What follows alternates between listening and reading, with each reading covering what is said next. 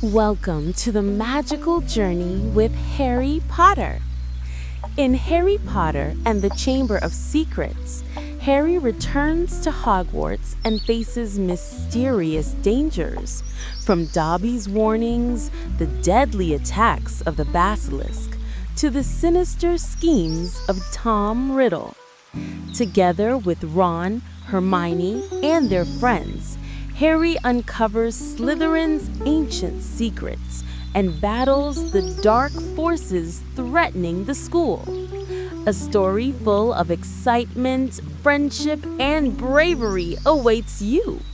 Love this story and want to support the channel?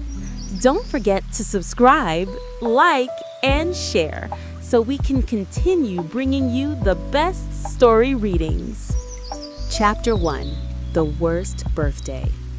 Uncle Vernon and Harry Potter had returned to the Dursleys for the summer holiday in mid-1992, and things are very bad for him. Over the summer, the Dursleys have become so fearful of Harry's newfound magical abilities that they have locked away all of Harry's magical supplies, like his wand, his broomstick, spellbooks, and so on, immediately after his arrival home.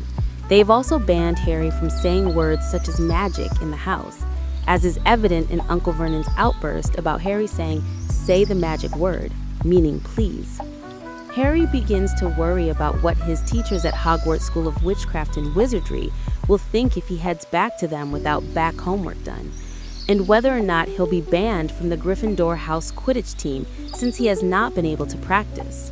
The Dursleys have, however, let him keep his pet snowy owl Hedwig, but have put a padded lock on her cage to keep her inside day and night to avoid suspicion from the neighbors. Naturally, this does not go well for the bird. Every time she gets bored, her screech rings throughout the house, causing an irritated Vernon to warn Harry that if he cannot control her, she will have to go. On July 31st, Harry's 12th birthday, Harry has never felt so lonely, for he misses Hogwarts and his best friends there, Ron Weasley and Hermione Granger. Neither of them have written to him all summer, not even to send birthday wishes. The Dursleys seem to have also forgotten his birthday, as they are busy preparing for a dinner party for one of Uncle Vernon's clients, Mr. Mason, from whom Vernon is hoping to get a huge order. The only thing that the Dursleys care about is that Harry has to stay in his room for the night, making no noise and pretending he doesn't exist. While Uncle Vernon and his son Dudley are preparing to drive into town to buy dinner jackets, Harry goes out into the garden in order to stay out of his Aunt Petunia's way as she is cleaning, singing happy birthday to himself. He stares into the hedge and sits bolt upright when he sees a pair of enormous green eyes staring back at him from among the leaves. When Dudley comes waddling over and starts mocking him for not receiving a party on his birthday, Harry gets annoyed and scares him away by pretending to think out loud of a spell meant to make the bush bare. Unfortunately, Petunia comes out when Dudley calls for her and beats her nephew with a soapy frying pan. She then gives Harry some chores to do while Vernon and Dudley are gone, and once he is finished, it is almost a half hour before the Masons are due to arrive. Harry goes up to his room without making a sound during the party as promised, but when he gets there, someone else is on his bed. Chapter 2. Dobby's Warning. Harry Potter is valiant and bold. He has braved so many dangers already, but Dobby has come to protect Harry Potter, to warn him, even if he does have to shut his ears in the oven door later. Harry Potter must not go back to Hogwarts. The thing on his bed, a house elf named Dobby, who was behind the mysterious eyes Harry saw, tells Harry that he must not go back to Hogwarts, as it will be dangerous because terrible things are going to happen there.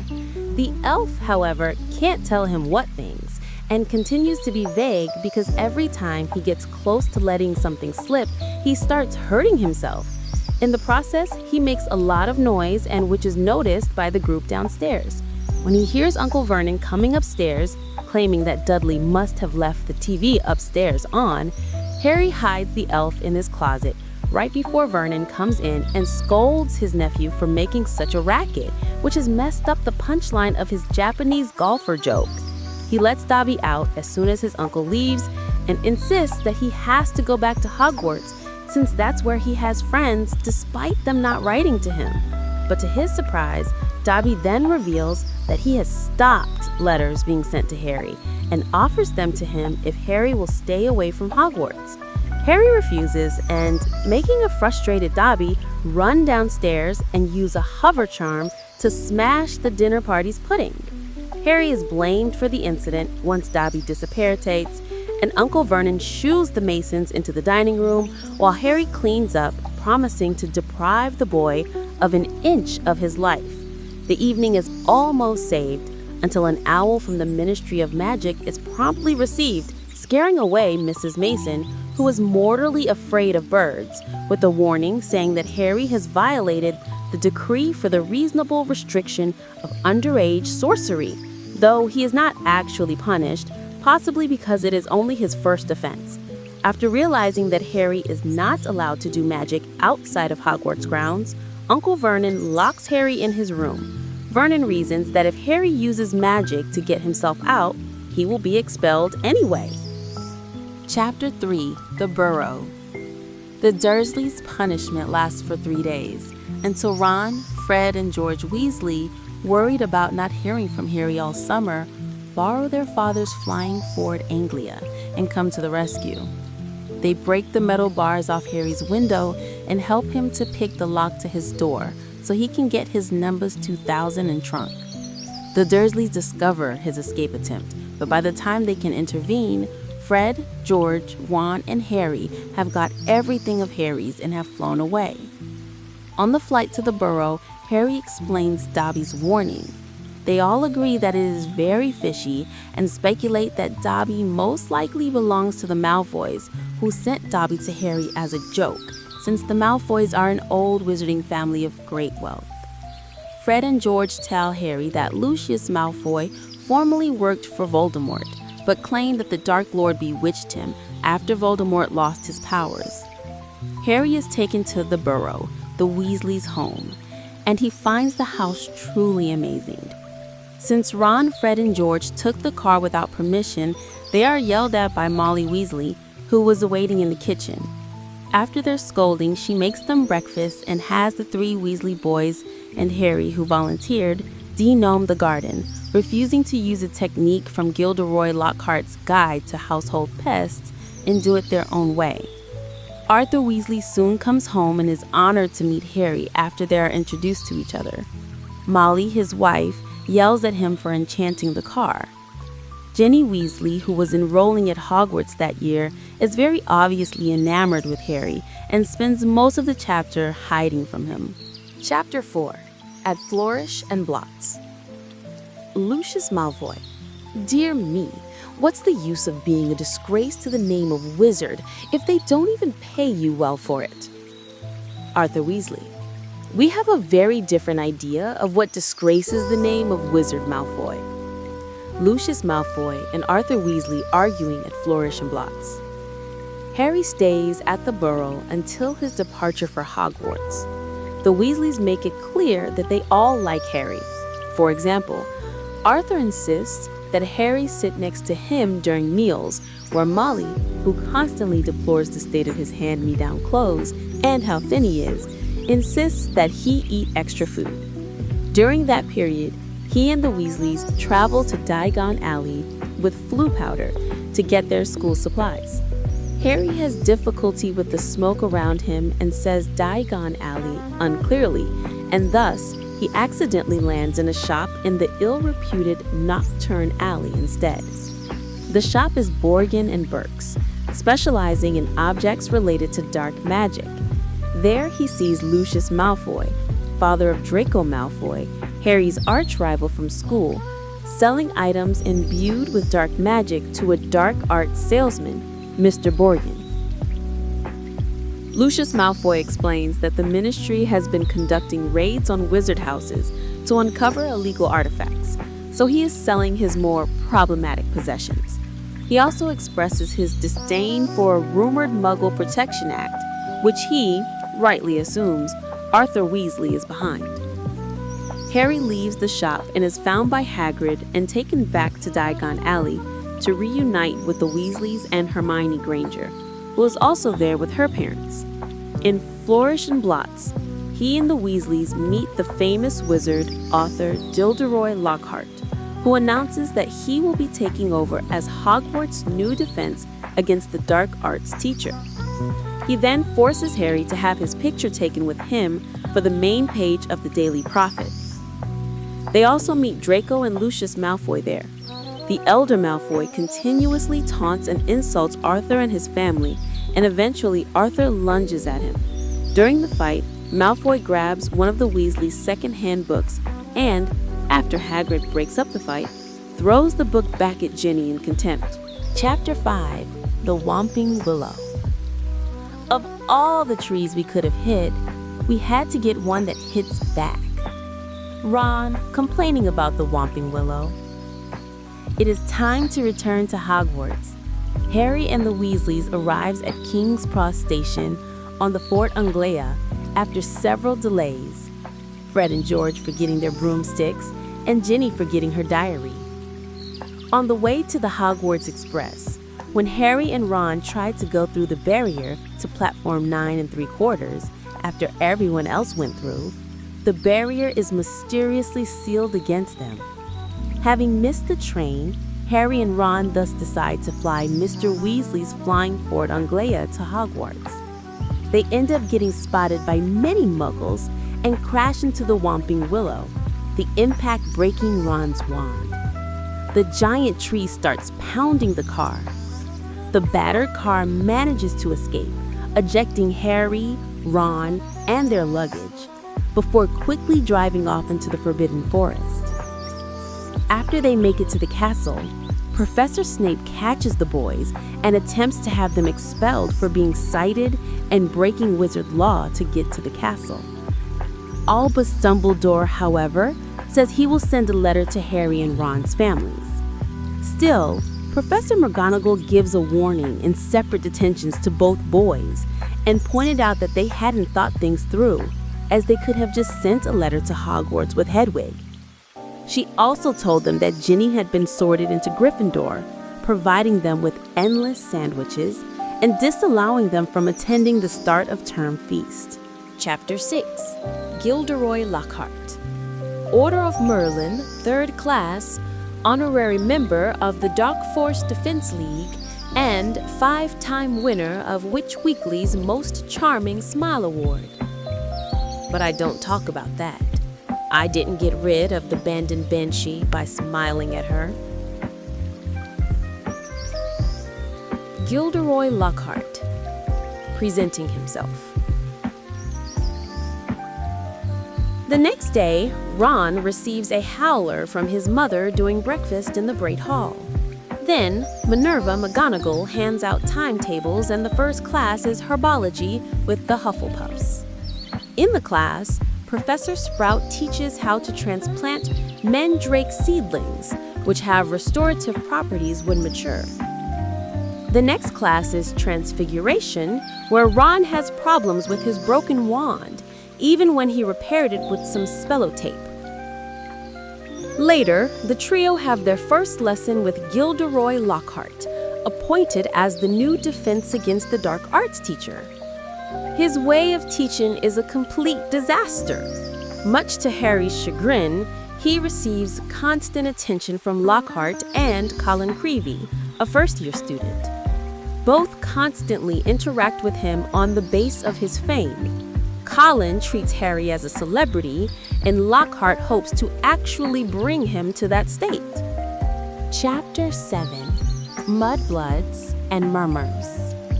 Harry knew at once that Malfoy had said something really bad, because there was an instant uproar at his words. Ron Weasley vomiting slugs. The Gryffindor Quidditch team has a very early practice on Saturday morning, where they are treated to an hour-long introduction to a new training program Oliver Wood spent the summer working on. Soon after the actual practice starts, the Slytherin Quidditch team with new Nimbus 2001 broomsticks arrives, and an argument over field time ensues.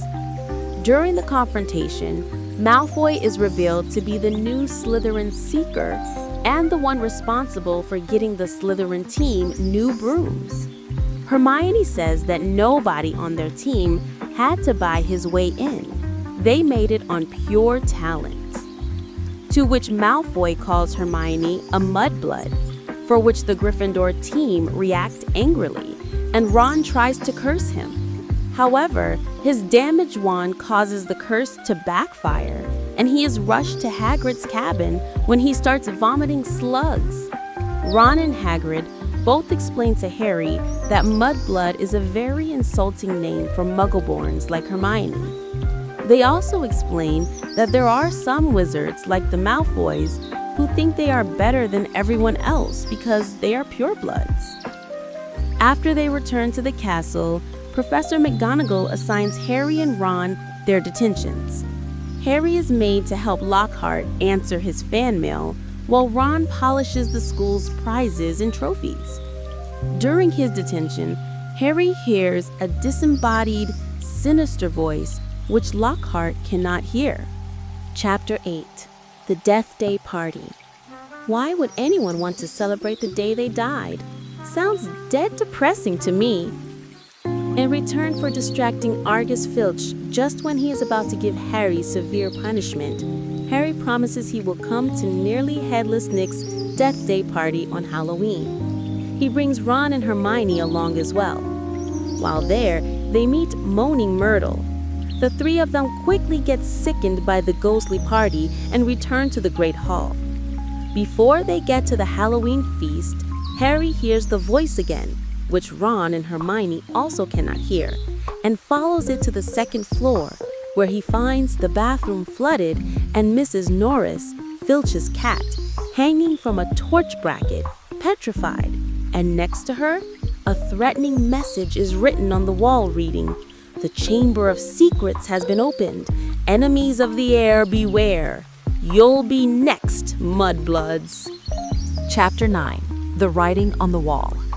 Hearing voices no one else can hear isn't a good sign, even in the wizarding world. Filch and Snape try to get Harry in trouble for what happened, but Dumbledore says that it is powerful, dark magic that no second-year student could perform.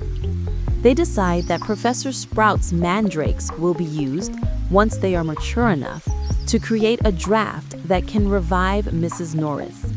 Hermione wants to research the chamber, so she persuades Professor Binns, the history of magic teacher, into telling the class about it.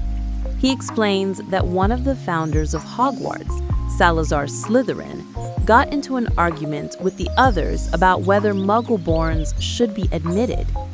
When the rift grew too large, he left the school. According to legend, as a going-away present to the school, he built a secret chamber that could only be opened by his true heir. This Chamber of Secrets contains a monster that only the heir of Slytherin can control, and that, once released, would purge the school of all Muggleborns.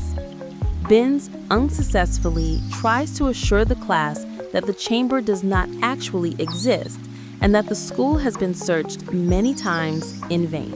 Chapter 10. The Rogue Bludger. Dobby wants to save Harry Potter's life. Better sent home, grievously injured, than remain here, sir. Dobby only wanted Harry Potter hurt enough to be sent home. Dobby explaining his plans to Harry. Harry, Ron, and Hermione decide that the heir is probably Draco Malfoy, since everyone in his family have been sorted into Slytherin House. He is a pure-blood supremacist, and because his father worked for Voldemort. To try to confirm it, Hermione proposes to use Polyjuice Potion, which can change a person into somebody else for an hour. After getting Lockhart's signature to check out the book, Most Potente Potions, from the restricted section that has the recipe, Hermione warns them that the potion will take a month to brew, supposing they gather all the necessary ingredients.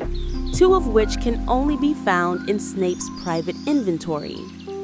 Since no one comes into Moaning Myrtle's bathroom, the three of them decide it is the best place to brew the potion unnoticed. Hermione begins working with the ingredients they have.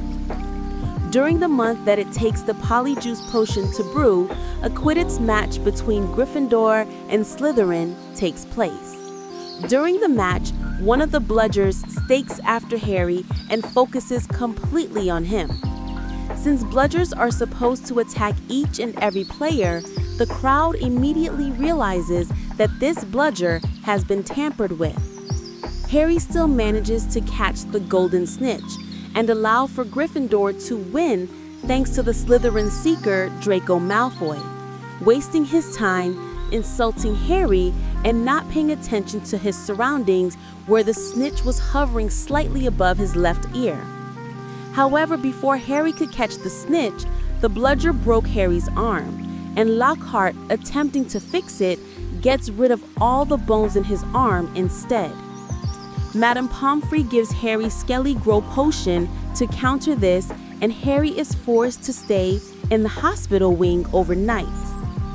During that night, Dobby visits Harry and reveals that it was he who made the bludger chase after Harry and was also responsible for the barrier of platform 9 3/4 not letting him in hopes of Harry leaving or never arriving at Hogwarts. He also reveals that the Chamber of Secrets has been opened before and immediately punishes himself as he is not supposed to reveal anything. After Dobby disappears, Dumbledore, McGonagall, and Madame Pomfrey enter with Colin Creevey, who has also been petrified. He was found with a camera containing film that has been burnt to the melting point. Dumbledore just observes the camera saying, "The Chamber of Secrets has indeed been opened again." Chapter 11. The Dueling Club. Now, Professor Dumbledore has granted me permission to start this little dueling club to train you all in case you ever need to defend yourselves, as I myself have done on countless occasions. For full details, see my published works. Gilderoy Lockhart presenting the Dueling Club. After Harry heads to Moaning Myrtle's bathroom the next morning and explains the details he learned from Dobby, Hermione comes up with the plan of Harry and Ron providing a distraction in potions so she can steal the remaining ingredients for the Polyjuice potion from Snape's private stores. Shortly afterwards, when McGonagall comes around with the sign-up list for the students who will remain in the school during Christmas, learning that Malfoy, Crabbe, and Goyle have signed up, Harry, Ron, and Hermione do this as well, since this gives them the perfect opportunity to use their Polyjuice potion. With Harry providing a distraction during potions class by throwing a filibuster firework into Goyle's cauldron, it creates the necessary disturbance, allowing Hermione to succeed without trouble. Though, Snape still suspects Harry's involvement with this incident after finding the firework. Harry later signs up for a dueling club, which, to Harry's great displeasure, is taught by his two least favorite teachers, Lockhart and Snape. During a practice battle in the first meeting, Draco Malfoy conjures a snake to attack Harry. Lockhart tries to banish it, but all he manages is to set it loose on the students. Harry sees that the snake is advancing on a Hufflepuff student named Justin Finch-Fletchley and instinctively tells it to stop, which, to Harry's great surprise, it does. He expects Justin to be grateful. Justin and the others are less than ecstatic about it. All they saw was Harry speaking Parseltongue, the language of snakes, and since they cannot understand it, it seemed to them that he was egging the snake on. Harry learns that Parseltongue is a very rare gift that is closely associated with Salazar Slytherin. Due to this, Harry becomes the #1 suspect among students for being the heir of Slytherin. Hermione even tells him that since Salazar Slytherin lived so long ago, he might actually be a descendant. When a herbology lesson is canceled, Harry has a talk with Hagrid, who reveals that the school's roosters are being mysteriously killed. Seconds after leaving Hagrid, Harry runs into a petrified Justin Finch-Fletchley and a black, also petrified, nearly headless Nick. Peeves alerts the whole school, and a Hufflepuff student called Ernie Macmillan claims that Harry has been caught red-handed. Chapter 12. The Mirror of Arist. The Potters smiled and waved at Harry, and he stared hungrily back at them, his hands pressed flat against the glass, as though he was hoping to fall right through it and reach them. He had a powerful kind of ache inside him, half joy, half terrible sadness. Harry looking at the Mirror of Arist. Christmas is approaching. Malfoy teases Harry about having to stay at Hogwarts for the holiday, as he does not have parents. Harry, however, is looking forward to spending Christmas away from the Dursleys, especially because Ron is also staying at Hogwarts, as Mr. and Mrs. Weasley are going to visit Ron's older brother Charlie in Romania. The day before the holidays, Hermione tears Ron and Harry away from a conversation with Hagrid to look in the library for more information about Nicholas Flamel. The librarian, Madame Pence, catches Harry prowling around the restricted book section of the library and kicks him out. On Christmas Day, Harry and Ron awaken to presents, though Harry's are fewer. Harry receives a flute from Hagrid, a 50-pence coin from the Dursleys, some fudge and chocolate frogs from Hermione, and a knitted jumper from Ron's mother. He also receives an invisibility cloak, accompanied only by an anonymous note telling him that the cloak once belonged to Harry's father, and to use it well. That night, after a satisfying Christmas dinner, and after Ron has fallen asleep, Harry tries on his invisibility cloak. Unseen, he's able to go to the library's restricted book section, but one of the books starts screaming when he opens it, so he quickly leaves. He passes Filch and hides in an old classroom as Filch is getting Snape to help him search the corridors. Inside stands an old mirror in a gold frame with the inscription Eris Dra Eru Oit Tu Be Kafru Oit On Hoshi. I show not your face, but your heart's desire. Harry looks in the mirror and sees many people standing behind him, but when he turns around in the room, he sees no one. Suddenly, he recognizes that two of the people in the mirror are his dead mother and father. He tries to speak to them, but they can only communicate by waving. Harry lingers there a while, but eventually returns to his room. The next night, Harry brings Ron with him to the mirror room. Ron does not see Harry's parents in the mirror, but instead sees himself holding the Quidditch cup. Mrs. Norris, Filch's prowling cat, notices them. On the third night, Ron is afraid of being caught and does not want to go back, as he does not trust the mirror. So, Harry returns alone. There he finds Albus Dumbledore. Dumbledore explains to Harry that the mirror, which is known as the Mirror of Arist, displays the deepest desires of whoever looks into it. Harry is relieved to find that Dumbledore is not angry. However, he warns Harry that men have wasted away and been driven mad before the mirror, and informs Harry that the mirror will be moved to a new location and tells him not to go looking for it. When Harry asks what Dumbledore sees in the mirror, his answer is himself holding a pair of socks. Chapter 13. The Very Secret Diary. Dangerous? Come off it. How could it be dangerous? You'd be surprised. Some of the books the ministries confiscated, Dad's told me. There was one that burned your eyes out. Weeks later, Ron and Harry overhear Argus Filch complaining about his workload and leaving. They arrive at Moaning Myrtle's bathroom to find it flooded. Myrtle, a sulking ghost, explains that she had flooded it because somebody flushed a diary down the toilet and onto her. Harry picks it up. He discovers that it once belonged to somebody called T.M. Riddle, but the diary is completely blank. Ron remembers from his detention that Riddle had won an award for special service to the school 50 years before, as he had another slug attack on the trophy. Hermione deduces that since this coincides with the last time the chamber was opened, Tom Riddle might have received his prize for catching whoever was responsible for the attacks back then. Even though all attempts to extract information from the diary fail, Harry feels a strange compulsion to keep it. On Valentine's Day, Ron and Harry are dismayed to find out Lockhart has spread dwarves dressed as cupids throughout the school to receive and deliver valentines as a morale booster due to believing that he made the attack stop. One cupid dwarf manages to deliver one, a singing valentine, to Harry.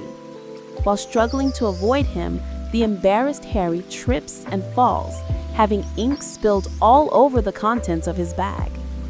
Ginny notices the diary and assumes a horrified expression. Draco Malfoy also tries to steal the diary as Harry is picking up his stuff, but an angered Harry stuns him, ignoring that Percy Weasley was also there trying to handle the situation, which results in Percy reprimanding Harry. Later, Harry realizes that even though ink is spilled all over the diary, it is not stained at all. He tries writing to the diary, and to his surprise, Riddle writes back. He explains that he was the one who caught the person who opened the Chamber of Secrets the last time, and he can show Harry what happened. Harry agrees and gets sucked into a recording of Riddle's memory. Transported back to 13 June 1943, he witnesses the school's previous headmaster, Armando Dippet, informing Riddle that the school will be closed since now a Muggle-born girl has died. Riddle is apprehensive of this, since it would mean getting sent back to the Muggle orphanage he grew up in and grown to hate. Dippet guesses that Riddle is Muggle-born as well, but Riddle corrects him by revealing that he's actually half-blood, having been left at the orphanage after his Muggle mother died, but not before requesting her son's first name to be Tom, after his Muggle father, and his middle name to be Marvolo, after his wizard grandfather. When dismissed by Dippet and a 50 years younger Dumbledore, Harry follows Riddle down into the dungeons, where Riddle catches a 50 years younger Hagrid fiddling with the young Acromantula in a cupboard. Accusing the giant of harboring the monster behind the death of the Muggle-born girl in question, Riddle reports Hagrid to Dippet, despite Hagrid protesting that his Acromantula, who he has seemingly named Aragog, has never killed anyone. Having seen this, Harry now believes that Hagrid was the one who opened the chamber 50 years before, and he is responsible this time. Chapter 14, Cornelius Fudge. Bad business, Hagrid. Very bad business. Had to come. 4 attacks on Muggle-borns. Things have gone far enough. Ministry's gotta act. Harry, Ron, and Hermione decide not to ask Hagrid about it, hoping that the attacks have stopped. And indeed, almost 4 months after the attack on Justin and nearly headless Nick, the disembodied voice keeps quiet and the attacks seem to have ceased. However, odd things keep happening. Harry returns to his dormitory one day to find it a mess. Ron deduces that somebody has been looking for something, and Harry eventually notices that Tom Riddle's diary is gone. This greatly befuddled them, knowing that only a Gryffindor student or a staff member could know the password to enter the dormitory. The next day, the scheduled Quidditch match between Gryffindor and Hufflepuff is canceled due to yet another attack, and Harry hears the voice again. This time, Minerva McGonagall calls for Harry and Ron personally and leads them to the hospital wing, where they see Hermione petrified. She was found near the library with the Ravenclaw prefect, holding a small circular mirror. This proves that Harry is not the heir of Slytherin, since he would never attack one of his friends. Harry and Ron decide they now must talk to Hagrid. With the now constant supervision on students, this is not easy, but they manage to do it by using Harry's invisibility cloak. When they reach Rubeus Hagrid's cabin, Harry and Ron manage to hide just before Cornelius Fudge, who is the Minister for Magic, and Dumbledore arrive at the scene. Fudge announces that Hagrid, who to the best of his knowledge opened the Chamber of Secrets the last time, will be sent to Azkaban prison as a precaution. They are shortly joined by Lucius Malfoy, who declares that he and the other governors of Hogwarts have unanimously voted to suspend Dumbledore, despite the obvious logic that this would only worsen the situation. Both Hagrid and Dumbledore give last words to Harry and Ron. Hagrid says that if anybody wants the truth, they should follow the spiders. and Dumbledore says that he will only truly have left the school when none there remain loyal to him. He also stresses that if anybody at Hogwarts needs help, it will always be available to those who ask for it. Chapter 16. The Chamber of Secrets. Just the man. The very man. A girl has been snatched by the monster, Lockhart, taken into the Chamber of Secrets itself. Your moment has come at last. Snape, giving Lockhart a mission. Days later, Professor McGonagall informs the students that the Mandrake Drought will soon be ready. Later that same day, Harry and Ron managed to trick Lockhart, who was leading them to their next class, into letting them go by stroking his ego. Just as they pat themselves on the back, they get caught by Professor McGonagall, and Harry has to make up an excuse. They were going to see Hermione in the hospital wing, where visitors were now prohibited. They now have to go along to make their story appear convincing, but rather than simply hanging around Hermione's petrified form, this time, Harry finds a piece of paper tightly clutched in her hand, which reveals what Hermione discovered before she was attacked. She had discovered, based on strong circumstantial evidence, that the monster in the Chamber of Secrets is a basilisk, one of the giant kings of all serpents, thus explaining the mysterious voice that only Harry could hear, since he could speak Parseltongue. The basilisk kills people by looking them in the eye, but no one died since they only looked indirectly at its deadly gaze. Colin Creevey saw it through his camera. Justin Finch Fletchley saw it through nearly headless Nick. Since he was already dead and could not die again, he was only petrified. Mrs. Norris saw a reflection of it in the water from the flooded bathroom, and Hermione and Penelope Clearwater both used a mirror to look around corners after Hermione has figured things out. Harry discovers in the paper that spiders flee from it and how a rooster's crowing is potentially fatal to the basilisk, which explains Hagrid's roosters having been killed during the year. On the note is also scribbled a single word, pipes, implying that the serpent maneuvers through the plumbing, which helps them to realize that the entrance to the Chamber of Secrets is in Moaning Myrtle's bathroom. Having solved the mystery, Harry and Ron decide to go to the staff room and report to the teachers. When they get there, they overhear the teachers talking about another attack having occurred. Harry and Ron decide to hide to hear more details, and discover that Ginny has been kidnapped by the basilisk, and the Arrow Slytherin has left another message under the previous one. Her skeleton will lie in the chamber forever. Harry and Ron also discover that Hogwarts will be closed tomorrow. The teachers then force Lockhart to deal with the monster, as he has been claiming he could handle whatever is behind the attacks. Looking very crestfallen, he leaves for his room. Harry and Ron decide that if Lockhart is going to deal with the monster, they might as well tell him what they know. They go to his room, only to find him frantically planning to run away.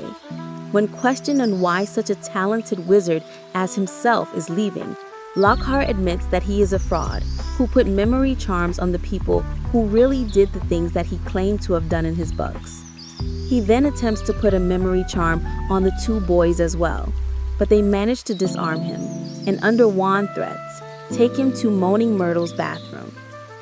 Moaning Myrtle explains her death, remarking the last thing she saw was a pair of enormous eyes by one of the sinks, whose tap has never worked. Harry finds a snake engraved on the tap, and then opens the entrance to the Chamber of Secrets by speaking Parseltongue to it. Harry, Ron, and Lockhart slide down a large pipe and find themselves in maze-like tunnels far below the school.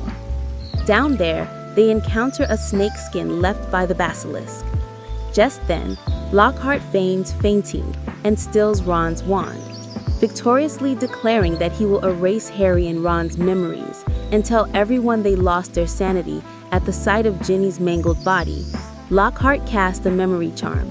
However, Ron's broken wand caused the charm to backfire, erasing Lockhart's memory and causing a portion of the ceiling to cave in, trapping Harry in the direction of the chamber and Ron and Lockhart in the direction of the castle. Ron must then stay behind and clear a path through the rocks, while Harry continues in search of Ginny. Harry then encounters a wall with stone snakes on it, opens it by speaking Parseltongue to it, and enters the chamber. Chapter 17. The Heir of Slytherin. Haven't I already told you that killing mudbloods doesn't matter to me anymore? For many months now, my new target has been you. Tom Riddle to Harry. Harry finds himself standing at the end of a long, dimly lit giant hall. At the far end, by the foot of Slytherin's statue, he finds Ginny lying on the ground, pale and cold. He drops his wand and runs to her, trying to get a response from her, but to no avail. Tom Riddle approaches them, holding Harry's wand, and remarks that his presence in the present is because he is a memory, which had been preserved in his own diary for 50 years. He then reveals what has happened. Riddle had opened the Chamber of Secrets 50 years earlier and intended to purge the school of Muggleborns. However, when he discovered that the school was going to close down because of the attacks, and that Dumbledore, then the Transfiguration Professor, was keeping a closer watch on him, he was left to abandon the attacks and frame Hagrid for doing it. He eventually left behind a diary containing the memory of his 16-year-old self in hopes that it would, one day, fall into the hands of an unsuspecting victim who would help him to finish his work. The diary ended up in Ginny's possession. Riddle had written back sympathetically, and Ginny grew to confess her fears, hopes, and feelings to him. She essentially poured some of her soul into him, which is exactly what he wanted. He gradually grew more powerful and eventually managed to pour some of his soul back into her, possessing her and using her body to open the Chamber of Secrets, releasing the basilisk that launched the new series of attacks and to write the threatening messages on the walls. However, Ginny became suspicious of the diary and tried to dispose of it by flushing it down a toilet in Moaning Myrtle's bathroom. This is when Harry found it, and when Ginny saw Harry with the diary on Valentine's Day, she panicked and worried that Riddle had told Harry about her role in the attacks, so she stole it from his dormitory. It began taking control of her again, but this time with the intention of killing Harry. So he had Ginny write her own farewell on the wall and come down to wait, luring Harry to the rescue and, consequently, his doom. Riddle is angered that Harry managed to defeat the Dark Wizard Lord Voldemort as a mere baby. When Harry asks why Riddle cares how he escaped, Riddle remarks that Voldemort is his past, present, and future. He then writes the heir with Harry's wand his full name, Tom Marvolo Riddle, then waves the wand and the letters form an anagram, I am Lord Voldemort. Harry then discovers that Lord Voldemort was only a pseudonym and that his real or birth name was Tom Marvolo Riddle. Riddle remarks that he couldn't bear to use the name of a Muggle father who abandoned him before his wizard son would be born, right when he found out that his wife was a witch descended from Salazar Slytherin. Instead, he scrambled that name to create a new one, which he knew people would fear when he became the greatest sorcerer in the world. Harry remarks that he must be mistaken, because, as everybody knows, Albus Dumbledore is the greatest sorcerer. Even with Voldemort being at the peak of his power, he was afraid of Dumbledore, and now he is barely alive. Riddle replies that Dumbledore has been driven out the castle by the mere memory of him. Harry declares that Dumbledore is not as gone as Riddle seems to think. In this display of loyalty, he summons Fawkes the Phoenix to him, who also brings with it the Sorting Hat, both assets that Riddle claims to be extremely useless. Riddle then summons the basilisk and commands it to kill Harry. However, Fawkes is not as defenseless as one might initially think, and pecks out the basilisk's eyes, thus preventing its gaze from killing. The basilisk is still able to hear and smell Harry, however, and remains very dangerous. So Harry, in desperation, puts on the Sorting Hat, wishing against hope for help. Instead of an answer, a heavy sword with the hilt embedded with rubies falls on Harry's head from inside the hat. After several missed strikes from the blinded basilisk, it strikes again, right at him this time, but Harry thrusts the sword into the roof of the basilisk's mouth, killing it. However, one of its poisonous fangs falls into his arm, injecting a deadly poison. While Riddle gloats over his win, Harry takes Riddle's diary and thrusts the basilisk fang into the diary, Ink begins pouring out of the book like blood as Riddle is destroyed. Ginny instantly stirs and wakes up as Harry is now moments from death when Fawkes cries on the wound, and since Phoenix Tears have healing powers, Harry is instantly cured. Harry and Ginny travel back through the chamber to find Ron and Lockhart. Lockhart has no idea of who or where he is. Harry, Ron, Ginny, and Lockhart grab onto Fawkes and fly up the tunnel out of the chamber, another Phoenix specialty, as they can lift very heavy loads. They return to Mourning Myrtle's bathroom, where the entrance seals shut again, and head to McGonagall's office. Chapter 18. Dobby's Reward. But Dobby didn't move. He was holding up Harry's disgusting, slimy sock and looking at it as though it were a priceless treasure. At McGonagall's office, Harry, Ron, and Ginny find Dumbledore, McGonagall, Arthur, and Molly Weasley, who are delighted to see them alive.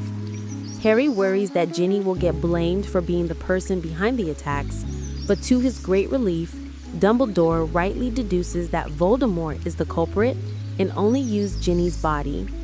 After Ginny leaves to get a much-needed rest, Harry and Ron both receive 200 house points each for Gryffindor, and both get an award for special services to the school, and then Dumbledore asks to speak with Harry alone. Harry expresses his concern that he belonged in Slytherin. Dumbledore reveals that Voldemort transferred some of his powers to Harry when he gave him his scar, explaining his ability to speak Parseltongue.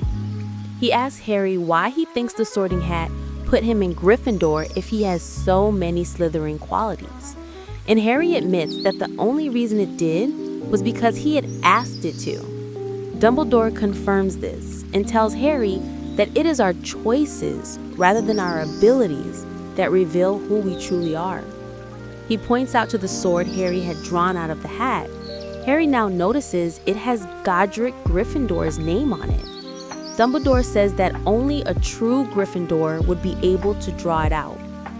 Lucius Malfoy then barges into McGonagall's office, outraged that Dumbledore has returned to the school after being dismissed. Dumbledore calmly responds that the governors had asked him to return once they discovered that Arthur Weasley's daughter was attacked.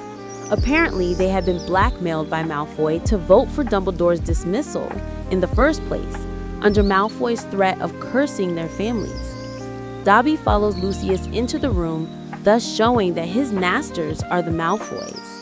Dumbledore and Malfoy have a calm but venomous interchange, respectively, during which Dumbledore and Harry, with the help of Dobby's unspoken hints, essentially exposed Lucius for sneaking Riddle's diary, one of his illegal artifacts, into Ginny's school things during the fight with Arthur at Flourish and Blotts.